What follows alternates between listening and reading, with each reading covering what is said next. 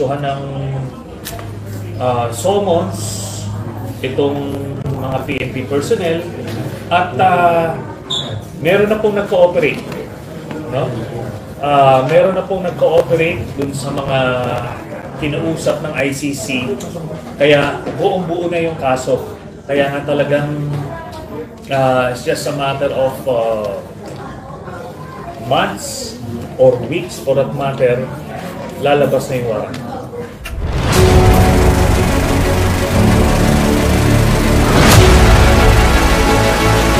Sa mga updates sa ICC ay nakukuha namin ito doon sa mga taong privy doon sa ongoing investigation.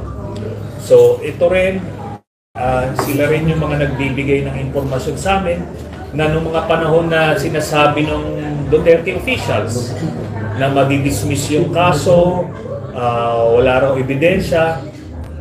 Pero sinasabi namin na magsisimula yung preliminary examination at magsisimula yung investigation at yung pagpasok at paglabas ng ICC investigating team dito sa Pilipinas.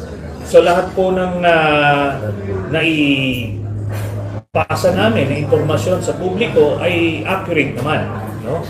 Kaya ito nga, pag sinasabi namin na na-issuehan ng summons itong mga PNP personnel at meron na pong nag-cooperate, no? Meron na pong nag-cooperate dun sa mga kinausap ng ICC, kaya buong-buo na yung kaso. Kaya nga talagang it's just a matter of months or weeks for that matter, lalabas na yung warrant. Are you at liberty o may information kayo kung sino-sino yung mabibigyan ng warrant? Base sa aming impormasyon, ang unang mabibigyan ng warrant is si Duterte. Yung first batch, isa lang siya, no? Yung second batch, ang tinitingnan na baka ma-issuehan ay si Bato de la Rosa, Bongo, at baka si Vice President Sara Duterte. Ito ay kaugnay dun sa kanyang involvement dun sa EJ case when she was mayor of Davao City.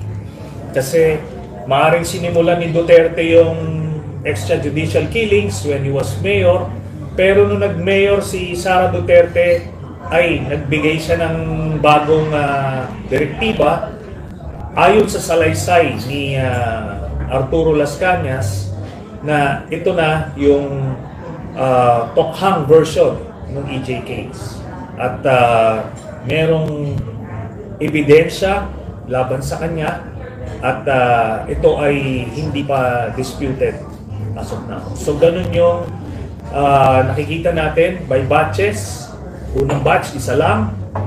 Pangalawang batch, baka 3 o 4, then yung mga ibang implicated na PNP officials. May binagay kayo June and July. Ibig sabihin ba yung June yung first batch, July yung second batch? Hindi natin masabi. Sa totoo lang, ito estimates lang ito based dun sa historical records ng pag-issue ng warrant ng pre-trial chamber. So yung pre-trial chamber, as early as 30 days from the application of the warrant, naglalabasan sila ng warrant. So you will count from there.